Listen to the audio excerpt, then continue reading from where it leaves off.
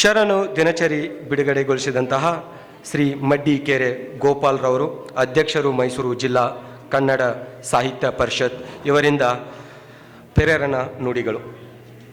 ಓಂ ಶ್ರೀ ಗುರುಬಸವಲಿಂಗಾಯ ನಮಃ. ಶರಣು ವಿಶ್ವವಚನ ಫೌಂಡೇಶನ್ನು ನಮ್ಮ ಮೈಸೂರು ಜಿಲ್ಲಾ ಕನ್ನಡ ಸಾಹಿತ್ಯ ಪರಿಷತ್ತಿನ ಸಹಯೋಗದಲ್ಲಿ ತಮ್ಮ 10ನೇ ವರ್ಷದ ವಾರ್ಷಿಕೋತ್ಸವ ಸಮಾರಂಭದ ಅಂಗವಾಗಿ ವಿಶೇಷವಾದ ಮತ್ತು ವಿಶಿಷ್ಟವಾದ ಕಾರ್ಯಕ್ರಮವನ್ನು ಇಲ್ಲಿ ಹಮ್ಮಿಕೊಂಡಿದ್ದಾರೆ. ಈ ಸಂದರ್ಭದಲ್ಲಿ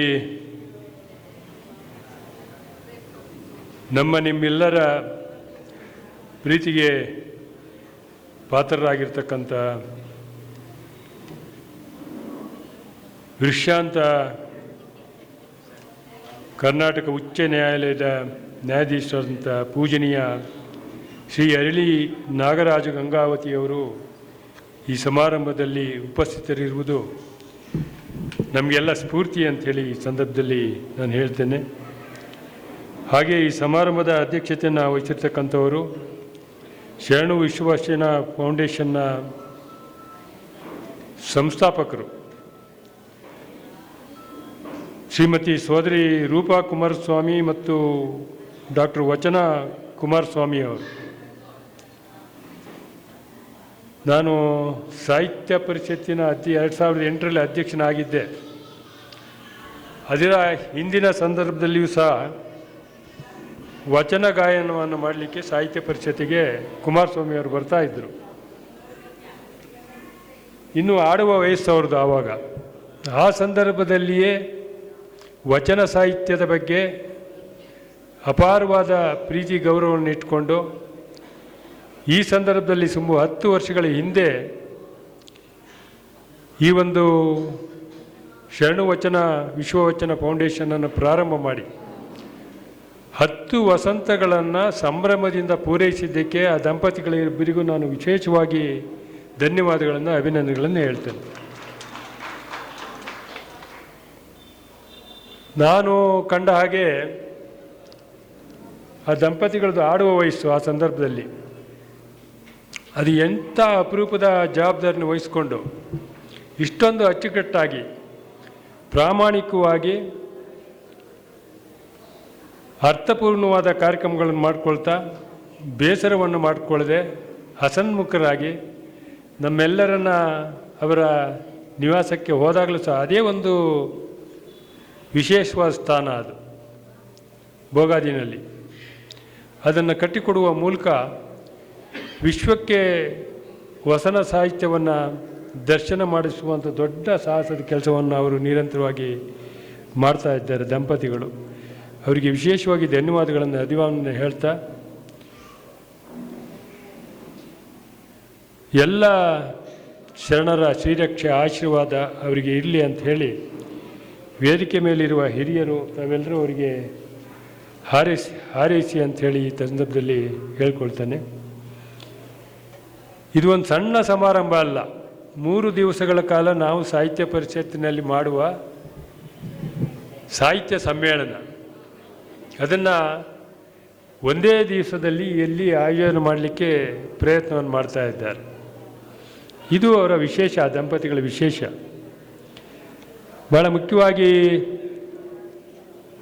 10ನೇ ವರ್ಷದ ವಾರ್ಷಿಕೋತ್ಸವ ಸಮಾರಂಭ, 2025ರ ಶರಣ ದಿನಚರಿ, ಬಸವಭಾನು ಸಂಚಿಕೆ ಬಿಡುಗಡೆ, ರಾಜ್ಯ ಮಟ್ಟದ ಚಿನ್ಮಯ ಜ್ಞಾನಿ ಶಿಕ್ಷಕ ಪ್ರಶಸ್ತಿ ಹಾಗೂ ವಿವಿಧ ಪ್ರಶಸ್ತಿಗಳ ಪ್ರದಾನ ಸಮಾರಂಭ. ಹಾಗೆ ಭಾಳ ಮುಖ್ಯವಾಗಿ ಗೆಳೆಯ ಶ್ರೀ ಎಂ ಮಹೇಶ್ ಭಗೀರಥ ಅವರೂ ಸಹ ವಿದ್ಯಾರ್ಥಿ ದಶೆಯಿಂದನೇ ಈ ಪತ್ರಕರ್ತರ ಒಂದು ಒತ್ತಾಸೆಯನ್ನು ಇಟ್ಕೊಂಡು ನಾನು ಕಂಡ ಹಾಗೆ ಈ ನಡುರಾತ್ರಿಯಲ್ಲಿ ಜನ್ಮ ನುಡಿಯ ಕೆಲಸ ಅವ್ರದ್ದು. ಅವರು ಇನ್ನೂ ಚಿಕ್ಕ ಯುವಕರಾಗಿದ್ದಾಗಿಂದನೇ ಈ ಪ್ರಯತ್ನಕ್ಕೆ ಸಾಹಸ ಕೈ ಹಾಕಿದವರು. ಪತ್ರಕರ್ತರು ಹೆಚ್ಚು ಮಾತನಾಡ್ತಾರೆ, ಆದರೆ ಇವರು ಮಾತೇ ಆಡೋದಿಲ್ಲ. ಏನಿದ್ರೂ ತಮ್ಮ ಬರವಣಿಗೆಯ ಮೂಲಕ ಪತ್ರಿಕೆಗಳಲ್ಲಿ ಜೀವ ಕೊಡುವ ಮೂಲಕ ಬೇರೆ ಬೇರೆ ವಿಷಯಗಳಿಗೆ ಅಪರೂಪದ ಕೆಲಸವನ್ನು, ಸಾಹಸದ ಕೆಲಸವನ್ನು ಮಾಡ್ತಾ ಇದ್ದಾರೆ. ಅವರ ಸಾಹಿತ್ಯ ಒಂದು ರೀತಿ ಆ ಕ್ಷಣಕ್ಕೆ ಪ್ರತಿದಿನವೂ ಒಂದು ಪತ್ರಿಕೆಗೆ ಜನ್ಮ ನೀಡುವಂಥ ಕೆಲಸ ಅವರದು. ನಡುರಾತ್ರಿಯಲ್ಲಿ ಜನ್ಮ ಕೊಡುವಂಥ ಕೆಲಸ, ಅದನ್ನು ನಿತ್ಯ ನಿರಂತರವಾಗಿ ಅನೇಕ ಪತ್ರಿಕೆಗಳಲ್ಲಿ ಇದ್ಕೊಂಡು ಮಾಡಿಕೊಂಡು ಬರ್ತಾ ಇದ್ದಾರೆ. ಅವರಿಗೆ ವಚನ ಭಂಡಾರಿ ಶಾಂತರಸ ಪ್ರಶಸ್ತಿ ಪುರಸ್ಕಾರವನ್ನು ನೀಡುವುದರ ಮೂಲಕ ನಮ್ಮೆಲ್ಲರಿಗೆ ಪ್ರೀತಿಯನ್ನು, ಗೌರವವನ್ನು ಹೆಚ್ಚುವಂಥ ಕೆಲಸ, ಅವರ ಬಗ್ಗೆ ಹೆಚ್ಚುವಂಥ ಕೆಲಸವನ್ನು ಈ ಸಂಸ್ಥೆಯವರು ಮಾಡಿದ್ದಾರೆ. ಹಾಗೆ ಮಹೇಶ್ ಭಗೀರಥ ಅವರಿಗೂ ಸಹ ನಾನು ವಿಶೇಷವಾಗಿ ಧನ್ಯವಾದಗಳನ್ನು ಹೇಳ್ತೇನೆ. ಹಾಗೆ ಆದರ್ಶ ಶರಣ ದಂಪತಿ ಪ್ರಶಸ್ತಿ ಪುರಸ್ಕೃತರು ನನಗೆ ಒಂದು ರೀತಿ 25 ವರ್ಷದ ಸೋದರಿ ಅವರು, ಮಧುರಾ ಅಶೋಕ್ ಕುಮಾರ್ ಅವರು. ನಿಮಗೆಲ್ಲ ಗೊತ್ತಿರಲಿಕ್ಕಿಲ್ಲ, ತುಂಬ ಹತ್ತಿರದ ಬಾಂಧವ್ಯ ನಮಗೆ. ನಮ್ಮ ಒಂದು ಸಂಸ್ಥೆಯಲ್ಲಿ ಸುಮಾರು 30-40 ವರ್ಷಗಳ ಕಾಲ ನಾವು ದುಡಿದಿದ್ದೇವೆ. ಇವರ ಒಂದು ಮಾರ್ಗದರ್ಶನದಲ್ಲಿ ನಮ್ಮ Mysuru family planning association of India ಅಂತ ಒಂದು ಸಂಸ್ಥೆಗೆ ನನಗೆ ರಾಷ್ಟ್ರ ಮಟ್ಟದಲ್ಲಿ ಅತ್ಯುತ್ತಮ ಅಧ್ಯಕ್ಷ ಪ್ರಶಸ್ತಿ ಬಂತು. ಅದಕ್ಕೆಲ್ಲ ಕಾರಣ ಮಧುರಾ ಅಶೋಕ್ ಕುಮಾರ್ ಅವರು ಅಂತ ಹೇಳಿದ್ರೆ ತಪ್ಪಾಗಲಾರದು. ಅವರು ನೋಡಲಿಕ್ಕೆ ಇನ್ನೂ ಚಿಕ್ಕವರಾಗಿ ಕಾಣಿಸ್ತಾರೆ. ಅನೇಕ ನಮ್ಮಂಥವರಿಗೆ ಮಾರ್ಗದರ್ಶನವನ್ನು ಮಾಡ್ತಾ, ಕುಟುಂಬ ನಿಯಂತ್ರಣ ಕೆಲಸ ಸ್ವಲ್ಪ ಕಷ್ಟದ ಕೆಲಸ. ಅದು ಬೇರೆ ಮತ ಬಾಂಧವರಿಗೆ ಅದನ್ನು ಒಲಿಸುವಂಥ ಕೆಲಸ ಭಾಳ ಸಾಹಸದ ಕೆಲಸ. ಬೆಂಗಳೂರಿನಲ್ಲಿ ಮುಸ್ಲಿಂ ಬಾಂಧವರನ್ನು ಮನವೊಲಿಸಿ ಸಾವಿರಾರು ಕುಟುಂಬ ನಿಯಂತ್ರಣ ಶಸ್ತ್ರಚಿಕಿತ್ಸೆಯನ್ನು ಮಾಡಿದಂಥ ಸಾಹಸಿ ಅವರು. ಹಾಗೆ ಕ್ರಿಶ್ಚಿಯನ್ ಬಂಧುಗಳಿಗೆ, ಹಿಂದೂಗಳಿಗೆ, ಅಲ್ಪಸಂಖ್ಯಾತರಿಗೆ, ಈ ಸಮಾಜದಲ್ಲಿ ದೇಶದ ಅಭಿವೃದ್ಧಿಗೆ ಪೂರಕವಾದ ಅನೇಕ ಕೆಲಸಗಳನ್ನು ಮಾಡ್ಕೊಂಡು ಬಂದವರು. ಅದಕ್ಕೆ ಪೂರಕವಾಗಿ ಅಖಿಲ ಭಾರತ ಮಹಾಸಭಾ ರಾಷ್ಟ್ರೀಯ ಮಹಿಳಾ ಅಧ್ಯಕ್ಷರಾಗಿಯೂ ಸೇವೆಯನ್ನು ಮಾಡ್ತಾಯಿದ್ದಾರೆ. ಇದು ಒಂದೇ ಅಲ್ಲ, ಸುಮಾರು 16 ಸಂಸ್ಥೆಗಳಲ್ಲಿ ಆ ದಂಪತಿಗಳಿಬ್ಬರು ದುಡಿತಾ ಇದ್ದಾರೆ. ಒಂದು ಸಂತೋಷ ಶಾಂತಿ ಅಂತಂದರೆ, ಹೆಂಡತಿ ಭಾಳ ಮುಂದೆ ಸಮಾಜಮುಖಿಯಾಗಿ ಚಿಂತನೆ ಮಾಡ್ಕೊಳ್ತಾ ಹೊರಗಡೆ ಹೋದಾಗ ಗಂಡಂದಿರು ಕಾಲೆಳೆಯೋದು ಜಾಸ್ತಿ. ಸಾಕು, ನಿಲ್ಲಿಸು, ಅಡುಗೆ ಮಾಡು, ಬಾ, ಮಕ್ಕಳು ನೋಡ್ಕೋ ಅಂತ. ಆದರೆ ಅಶೋಕ್ ಕುಮಾರ್ ಅವರು ಹೋಗು ಅಂತೇಳಿ ಮುಂದೆ ತಳ್ಳಿ ಅವರ ಎಲ್ಲ ಜ್ಞಾನವನ್ನು, ದಾಹವನ್ನು ನೀಡಿಸ್ಕೊಳ್ಳುವಂಥ ಕೆಲಸವನ್ನು ಮಾಡೋದ್ರ ಜೊತೆಗೆ ಸಮಾಜಮುಖಿಯಾಗಿ ತೋರಿಸ್ಕೊಳ್ಳಿಕ್ಕೆ ಪ್ರೇರಣೆ ನೀಡಿದಂಥವರು ಅಶೋಕ್ ಕುಮಾರ್ ಅವರು. ಅವರೂ ಸಹ ಅನೇಕ ಸಂಘ ಸಂಸ್ಥೆಗಳಲ್ಲಿ ತಮ್ಮನ್ನು ತಾವು ಅರ್ಪಣೆ ಮನೋಭಾವದಿಂದ ಇದ್ದಾರೆ. ಹಾಗೆ ಸೋದರಿ ಶೈಲಾ ಸಿದ್ದರಾಮಪ್ಪ ಅವರು, ಅವರ ಆ ಸೋದರಿಯ ಧ್ವನಿ ಕೇಳುವುದೇ ಒಂದು ಆನಂದ. ನಾವು ಎಲ್ಲ ಕಾರ್ಯಕ್ರಮಗಳಿಗೆ ಭಾಗಿಯಾದಾಗ ಆ ಕಾರ್ಯಕ್ರಮಗಳಿಗೆ ಶುಭ ಚಾಲನೆಯನ್ನು ತಮ್ಮ ಗಾಯನದ ಮೂಲಕ ನೀಡುವುದರ ಮೂಲಕ ನಿತ್ಯ ನಿರಂತರವಾಗಿ ಎಲ್ಲ ಸಾವಿರಾರು ಕಾರ್ಯಕ್ರಮಗಳಲ್ಲಿ ಅವರು ಭಾಗಿಯಾಗ್ತಾ ಇದ್ದಾರೆ. ಆಕಾಶವಾಣಿಯಲ್ಲೂ ಸಹ ತಮ್ಮ ಕಂಠಸಿರಿಯನ್ನು ಮೊಳಗಿಸುವ ಮೂಲಕ ಅನೇಕರ ಪ್ರೀತಿಗೆ ಪಾತ್ರರಾಗಿದ್ದಾರೆ. ಅವರು ಸೋದರಿ ನಮ್ಮ ಜೊತೆಯಲ್ಲಿದ್ದಾರೆ. ಗೆಳೆಯ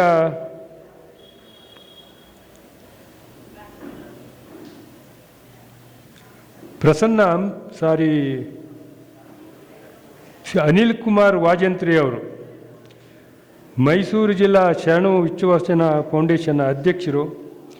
ಅವರೂ ಸಹ ಬಿಡುವಿಲ್ಲದಂತೆ ಈ ಸಂಸ್ಥೆಯ ಒಡನಾಟದಲ್ಲಿ ಇದ್ದುಕೊಂಡು ದಂಪತಿಗಳಿಬ್ಬರಿಗೆ ಮಾತ್ರ ಅಲ್ಲ, ಇಡೀ ಸಂಸ್ಥೆಗೆ ಪ್ರಚೋದನೆಯನ್ನು ನೀಡ್ತಾ, ಪ್ರೇರಣೆಯನ್ನು ನೀಡ್ತಾ ನಿತ್ಯ ನಿರಂತರವಾಗಿ ಕಾರ್ಯ ಮಾಡಲಿಕ್ಕೆ ಸಹಕಾರಿಯಾದಂಥ ಗೆಳೆಯ ಅನಿಲ್ ಕುಮಾರ್ ವಾಜಂತ್ರಿ ಅವರು ಸಹ ನಮ್ಮ ಜೊತೆಯಲ್ಲಿ ಇದ್ದಾರೆ.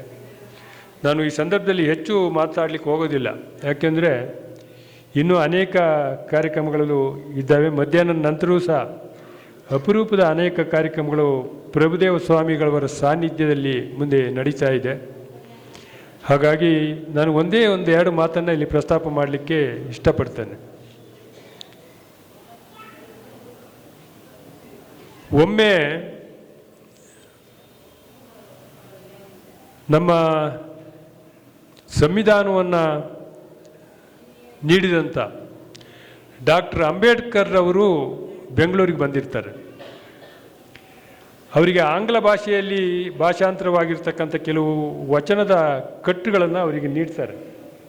ಅವರು 1 ಗಂಟೆಗಳ ಕಾಲ ಕಣ್ಣಾಡಿಸಿ ಈ ಒಂದು ಬಸವ ಧರ್ಮ ನನಗೆ ಮುಂಚೆಯೇ ಪರಿಚಯ ಆಗಿದ್ದರೆ ಬೌದ್ಧ ಧರ್ಮವನ್ನು ನಾನು ಸ್ವೀಕಾರ ಮಾಡ್ತಾ ಇರಲಿಲ್ಲ, ಬಸವ ಧರ್ಮವನ್ನು ಸ್ವೀಕಾರ ಮಾಡ್ತಿದ್ದೆ ಅಂತ ಹೇಳಿದ ಮಾತಿದೆ. ಹಾಗಾಗಿ ಇದು ವಿಶ್ವದ ಎಲ್ಲ ಜನರಿಗೆ ಪ್ರಿಯವಾದಂಥ ವಚನ ಸಾಹಿತ್ಯ, ಶರಣ ಸಾಹಿತ್ಯ, ವಚನ ಸಾಹಿತ್ಯದ ವಿಶ್ವ ಮಾನ್ಯತೆ ಮಾಡುವಂಥ ಸಾಹಸಕ್ಕೆ ದಂಪತಿಗಳು ಕೈ ಹಾಕಿ ಇದನ್ನು ನಿರಂತರವಾಗಿ ಮಾಡ್ತಾ ಇದ್ದಾರೆ. ಒಬ್ಬರು ತಿಜಿಯಾನ ರೇಪೇಪಿ ಅಂಥೇಳಿ ಇಟಲಿ ದೇಶದ ಸೋನಿಯಾ ಗಾಂಧಿ ಮನೆ ಪಕ್ಕದವರು ಭಾರತೀಯ ಭಾಷೆಗಳಲ್ಲಿ ಒಂದು ಭಾಷೆಯನ್ನು ಕಲೀಲಿಕ್ಕೆ ದೆಹಲಿಗೆ ಬರ್ತಾರೆ. ನೀವು ಪತ್ರಿಕೆಯಲ್ಲಿ ಇದನ್ನೆಲ್ಲ ಓದಿರ್ತೀರಿ. ಅಲ್ಲಿ ಒಬ್ಬ ವ್ಯಕ್ತಿ ಚಂದ್ರಶೇಖರ್ ಅಂತೇಳಿ ಒಂದು ಕಾದಂಬರಿಯನ್ನು ಓದ್ತಾ ಕುಳಿತುಕೊಂಡಿರ್ತಾರೆ. ಆಕೆ ಅದು ತದೇ ಖಚಿತದಿಂದ ಪಕ್ಕದ ಆಸನದಲ್ಲಿ ಕೂತಿರ್ತಕ್ಕಂಥ ಆಕೆ ತಿಜಿಯಾನ ರೇಪೇಪಿ ತದೇ ಖಚಿತದಿಂದ ಅದು ನೋಡ್ಲಿಕ್ಕೆ ಶುರು ಮಾಡ್ತಾರೆ. ತಗೊಳ್ಳಿ ಕಣ್ಣಾಡಿಸಿ ಅಂತ ಅವರಿಗೆ ಆ ಕೃತಿಯನ್ನು ಚಂದ್ರಶೇಖರ್ ಅವರು ಕೊಡ್ತಾರೆ. ಆ ತಾಯಿ ಅದನ್ನು ಬೆನ್ನು ಮೈಯೆಲ್ಲ ತಡವಿ ಅದಕ್ಕೆ ಮುತ್ತು ಕೊಟ್ಟು ಇಷ್ಟೊಂದು ಸುಂದರವಾದ ಅಕ್ಷರಗಳನ್ನು ನಾನು ಪ್ರಪಂಚದಲ್ಲೇ ನೋಡಿಲ್ಲ. 2 ಭಾಷೆಗಳನ್ನು ನಾನು ಚೈನಾ ಮತ್ತು ಜಪಾನ್ ಭಾಷೆಗಳನ್ನು ಕಲಿತಿದ್ದೇನೆ. ವಿಶ್ವದ ಎಲ್ಲ ಭಾಷೆಗಳ ಅಕ್ಷರಗಳ ಪರಿಚಯ ನನಗಿದೆ. ಇಷ್ಟೊಂದು ಸುಂದರವಾದ ಭಾಷೆಗಳನ್ನು ನಾನು ನೋಡಲೇ ಇಲ್ಲ, ಈ ಭಾಷೆಯನ್ನು ಕಲೀಲಿಕ್ಕೆ ಬಂದಿದ್ದೇನೆ ಅಂತ ಹೇಳ್ತಾರೆ. ಇದ್ರ ಪರಿಚಯ ಇದೆಯಾ ಅಂತ ಹಿಂದಿ ಅಂತ ಹೇಳ್ಬಿಡ್ತಾಳೆ ಆಕೆ. ಇದು ಹಿಂದಿ ಭಾಷೆ ಅಂತೇಳಿ ಚಂದ್ರಶೇಖರ್ ಅವ್ರಿಗೆ ಗಾಬಿ ಆಗಿಬಿಟ್ಟು ಇದು ಹಿಂದಿ ಭಾಷೆ ಅಲ್ಲ, ಕರ್ನಾಟಕದ ಕನ್ನಡ ಭಾಷೆ, ಇದನ್ನು ಕಲಿಯುವ ಉಮೇದು ನಿಮಗಿದ್ರೆ ನಾನು ನಿಮಗೆ ಪರಿಚಯ ಮಾಡುವಂಥ ಕೆಲಸವನ್ನು ಮಾಡ್ತೇನೆ. ನೀವು ದೆಹಲಿಯಲ್ಲಿ ಇಳ್ಕೊಂಡು ವಿಮಾನದಲ್ಲಿ ಒಟ್ಟಿಗೆ ಬೆಂಗಳೂರಿಗೆ ಹೋಗೋಣ. ಅಲ್ಲಿ CIIL ಅಂತ ಇದೆ ಹುಣಸೂರು ರಸ್ತೆಯಲ್ಲಿ, ಭಾರತೀಯ ಭಾಷಾ ಸಂಸ್ಥಾನ. ಅಲ್ಲಿಗೆ ತಮ್ಮನ್ನು ಪರಿಚಯ ಮಾಡ್ತೇನೆ. ಈ ಭಾಷೆಯನ್ನು ಕಲೀಲಿಕ್ಕೆ ಅಲ್ಲಿ ಎಲ್ಲ ಪರಿಣಿತರು ಇದ್ದಾರೆ ಅಂಥೇಳಿ ಅಲ್ಲಿ ಕರ್ಕೊಂಡೋಗಿ ಪರಿಚಯ ಮಾಡ್ತಾರೆ. ಈ ಮಾತನ್ನು ಇಲ್ಲಿ ಯಾಕೆ ಹೇಳ್ತಾ ಇದ್ದೀನಿ ಅಂತಂದರೆ, ಆ ನಂತರ ಅವಳು ಆ ನಿರ್ದೇಶಕರು ಕೇಳ್ತಾರೆ, ನಿನಗೆ ಎಷ್ಟು ವರ್ಷ ಬೇಕು ಕಲೀಲಿಕ್ಕೆ ಅಂತ. 3 months ಅಂತ ಹೇಳ್ತಾಳೆ. ಎಲ್ಲ ನಗಾಡ್ಕೊಂಡು ಚಪ್ಪಾಳೆ ಹೊಡಿತಾರೆ. 25 ವರ್ಷ 30 ವರ್ಷದಿಂದ ನಾವು ಬದುಕ್ತಾ ಇದ್ದೇವೆ, ಕನ್ನಡವನ್ನೇ ನಾವೇ ಕಲಿಯೋಕ್ಕಾಗ್ತಾ ಇಲ್ಲ ಸರಿಯಾಗಿ, ನೀನೇನು ಕಲಿತೀಯಮ್ಮ ತಾಯಿ ಅಂತ ಕೇಳ್ತಾರೆ. I learned 2 languages in 3 months. I make my mind zero. ನಾನು ಎಲ್ಲವನ್ನ ಝೀರೋ ಮಾಡಿಕೊಂಡು ಲೈಬ್ರರಿಲಿ ಕೂತ್ಕೊಳ್ತೇನೆ. ನೀವು ಏನು ಸಹಾಯ ಮಾಡಬೇಕು ಅಂದರೆ ಸಂಜೆ 5 ಗಂಟೆಯ ನಂತರ 9 ಗಂಟೆಯವರೆಗೂ ನಿಮ್ಮ ಪುಸ್ತಕ ಭಂಡಾರವನ್ನು ತೆರೆದಿರಬೇಕು. ನನಗೆ 3 ಬಾರಿ ಟೀಯನ್ನು ಕೊಡಬೇಕು ಅಂತ ಕೇಳ್ಕೊಳ್ತಾಳೆ. ಅವರೆಲ್ಲ ಮತ್ತೆ ನಕ್ಕೊಂಡು, ಎಲ್ಲರೂ ಹೊರದೇಶದಿಂದ ಭಾಷೆಗಳನ್ನು ಕಲೀಲಿಕ್ಕೆ ಬಂದಿದ್ದಾರೆ, ಎಲ್ಲ ಬಾರು ಬೀರು ಅಂತ ಹುಡ್ಕೊಂಡು ಹೋಗ್ತಾರಮ್ಮ ರಾತ್ರಿ, ನೀನು ಟೀ ಕೇಳ್ತೀಯದೆಯಲ್ಲ ಪುಣ್ಯಾತಿಗೀತಿ ಅಂತ ಅವರಿಗೆ ತಮಾಷೆ ಮಾಡ್ತಾರೆ. ಇಲ್ಲ, ನಿಮ್ಮ ಟೀ ಕೊಡಿ, ನಾನು 3 ತಿಂಗಳಲ್ಲಿ ಭಾಷೆ ಕಲಿತೀನಿ ಅಂತ ಹೇಳ್ತಾರೆ. ಇಡೀ ಆ ಗ್ರಂಥಾಲಯ ಏನಿದೆ CIILನಲ್ಲಿ ಅದನ್ನೆಲ್ಲ ಸಂಪೂರ್ಣ ಒಂದು ಕಡೆಯಿಂದ ಜಾಲಾಡ್ಬಿಡ್ತಾಳೆ 3 ತಿಂಗಳಲ್ಲಿ. ಕನ್ನಡ ಭಾಷೆಯನ್ನು ಆಡಲಿಕ್ಕೆ ಬರೀಲಿಕ್ಕೆ ಸ್ಪಷ್ಟವಾಗಿ ಕಲಿತಾಳೆ. ನೋಡಿ, ನಮಗೆ ತದಾತ್ಮತೆ, ಒಂದು ಮನಸ್ಸನ್ನು ಕೇಂದ್ರೀಕೃತವಾಗಿ ಒಂದು ಕಲೀಲಿಕ್ಕೆ ನಮಗೆ ಇನ್ನೂ ಸಾಧ್ಯ ಆಗಿಲ್ಲ ಅನ್ನೋದನ್ನು ಆ ಉದಾಹರಣೆನ ಅವಳು ಹೇಳ್ತಾಳೆ. ಕೊನೆಗೆ ನಾನು ಹೆಚ್ಚು ಮಾತಾಡಲಿಕ್ಕೆ ಹೋಗೋದಿಲ್ಲ, ಒಂದೇ ಒಂದು ವಿಷಯ ಮಾತಾಡ್ಬಿಡ್ತೇನೆ. ಇಷ್ಟೆಲ್ಲ ಮತ್ತೆ ಒಂದು 6 ತಿಂಗಳು ಅವಳನ್ನು ಉಚಿತವಾಗಿ ಇಟ್ಕೊಂಡು ಇನ್ನೂ ಏನೇನು ಅವಳಿಗೆ ಸಹಾಯ ಬೇಕು ಎಲ್ಲ ಮಾಡಿ ಮುಂದೆ ಏನು ಮಾಡ್ತೀಯ ಅಂತ ಕೇಳ್ತಾರೆ. 1 ವರ್ಷಗಳ ಕಾಲ ಅಲ್ಲಿ ಇರ್ತಾರೆ ಅವರು. ನಾನು ಯಾವುದಾದ್ರೂ ಒಂದು ಕೃತಿಯನ್ನು ಭಾಷಾಂತರ ಮಾಡ್ತೇನೆ ಇಟಲಿ ಮತ್ತು ಆಂಗ್ಲ ಭಾಷೆಗೆ ಅಂತೇಳಿ ಕೇಳಿದಾಗ ಇವರು 100 ಕಾದಂಬರಿಗಳನ್ನು, 100 ಮಹತ್ ಗ್ರಂಥಗಳನ್ನು, ಭಗವದ್ಗೀತೆಯನ್ನು, ಇಂಥ 10 ಕಾರ್ಯಗಳು ಒಂದೊಂದು ವಾರಕ್ಕೊಂದು ಸಾರಿ ರಾಶಿ ಹಾಕ್ಲಿಕ್ಕೆ ಹೋಗ್ತಾರೆ. ಇಲ್ಲ, ಇದೆಲ್ಲ ಏನು ಪ್ರಯೋಜನ ಆಗಲ್ಲ, ಸಣ್ಣ ಕಥೆಗಳ ಗುಚ್ಛ ಇದ್ದರೆ ಅವುಗಳನ್ನು ಒಂದು 10-20 ಕೊಡಿ ಅಂತ ಹೇಳಿದ್ರೆ ಅದು ಒಂದು 200 ರಾಶಿ ಹಾಕ್ತಾರೆ. ಅದರಲ್ಲಿ ಅವಳು ಆಯ್ಕೆ ಮಾಡಿಕೊಂಡಿದ್ದು ಸುಮಾರು 70 ವರ್ಷಗಳ ಹಿಂದೆ ನಮ್ಮ ಸಣ್ಣ ಕಥೆಗಳ ಜನಕ ಯಾರು ಹೇಳಿ? ಯಾರು ಹೇಳಿದ್ದದು? ಯಾರು ಹೇಳಿದ್ರಿ? ಕೈ ಎತ್ತಿ. ಕಾಣಿಸ್ತಾ ಇಲ್ಲ. ಮಾಸ್ತಿ ವೆಂಕಟೇಶ್ ಅಯ್ಯಂಗಾರ್ರವರ 52 ಕಣ್ಣಗತಿಗಳಿರ್ತಕ್ಕಂಥ ಒಂದು ಕಥಾಗುಚ್ಛವನ್ನು ಆಯ್ಕೆ ಮಾಡ್ತಾಳೆ 200 ಕಥೆಗುಚ್ಛಗಳಲ್ಲಿ.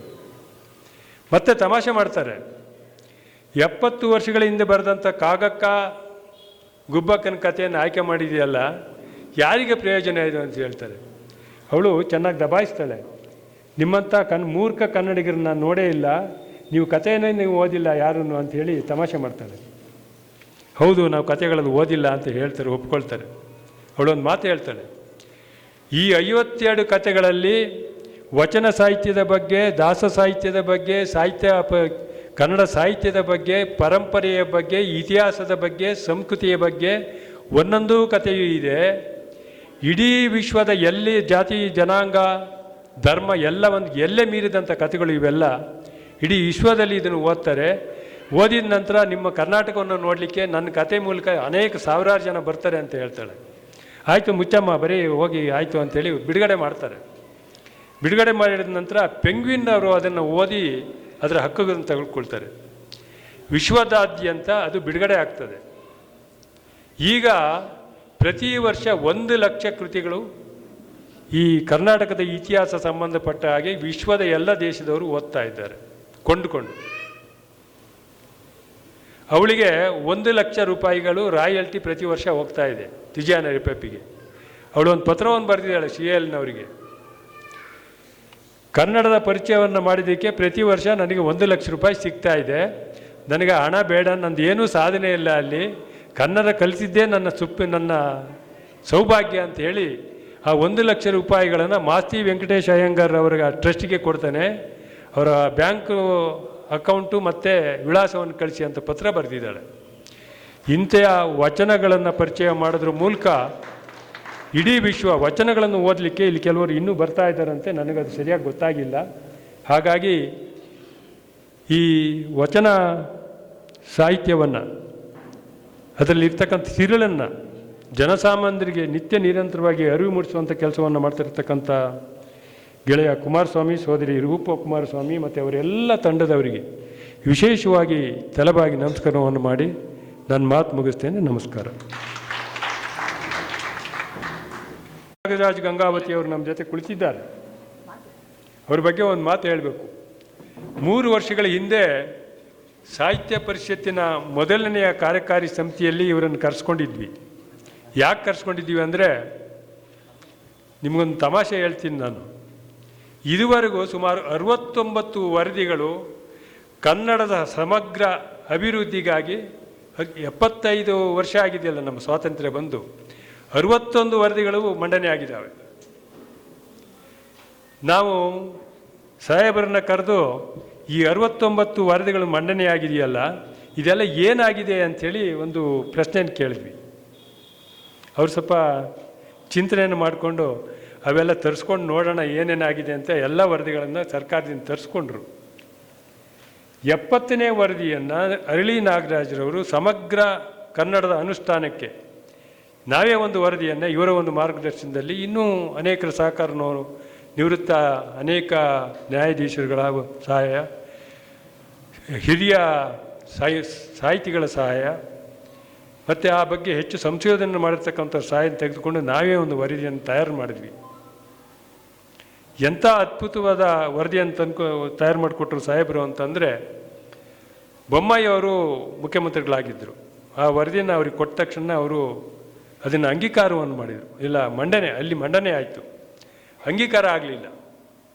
ಪದೇ ಪದೇ ಹೋಗಿ ಅವ್ರಿಗೆ ನಾವು ಇದು ಹಾಗೆ ಆಯ್ತಲ್ರಪ್ಪ, ಇದು ಒಂದು 70ನೇದು ಆಗ್ತಾ ಇದೆಯಲ್ಲ ಅಂತ ಕೇಳಿದಾಗ, ಇಲ್ಲ, ಬೆಳಗಾಂ ಅಧಿವೇಶನದಲ್ಲಿ, ಕೊನೆಯ ಅಧಿವೇಶನದಲ್ಲಿ ಅಲ್ಲಿ ಅಂಗೀಕಾರ ಮಾಡ್ತೇವೆ ಅಂತೇಳಿ ನಾವು ಎಲ್ಲ ದುಂಬಾಲು ಬಿದ್ದು ಅಲ್ಲಿಗೆ ಹೋದಾಗ ಆ ವರದಿ ಅಂಗೀಕಾರ ಆಗಿದೆ. ಅಂಗೀಕಾರ ಆಗಿ 3 ವರ್ಷ ಆಗಿದೆ. ನಮ್ಮ ಕನ್ನಡದ ಪರಿಸ್ಥಿತಿ ಆಗಿದೆ ಅಂದರೆ ಅವರಿಗೆ ನಾವು ಮಾತಾಡಿದ್ರೆ ಬೇಜಾರಾಗುತ್ತೆ. ಏನು ನಮ್ಮ ಸರ್ಕಾರಗಳು, ವ್ಯವಸ್ಥೆ ಏನೂ ಮಾಡ್ಲಿಕ್ಕಾಗ್ತಾ ಇಲ್ವಲ್ಲ ಅಂತೇಳಿ ಒಂದು ಚಿಂತನೆ ಮಾಡ್ತಾ ಇರ್ತಾರೆ. ಇಂಥವರು ಆ ಒಂದು ವರದಿಯನ್ನು, ಅಪರೂಪದ ವರದಿಯನ್ನು ತಯಾರು ಮಾಡಿಕೊಟ್ಟು ಅಂಗೀಕಾರ ಆಗಿದೆ.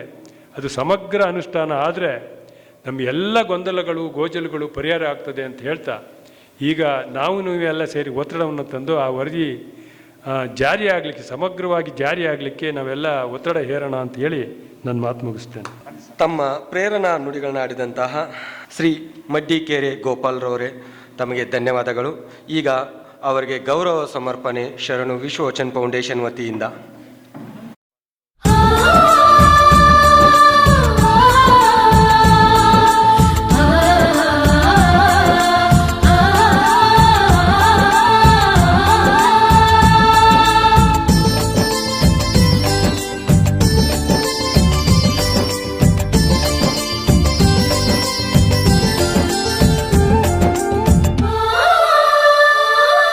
ಶರಣು ಶರಣು ಶರಣು ಶರಣು ಶರಣು ಶರಣು ಶರಣು ಶರಣು ಶರಣು ಶರಣು ಶರಣು ಶರಣು ಶರಣು ಶರಣು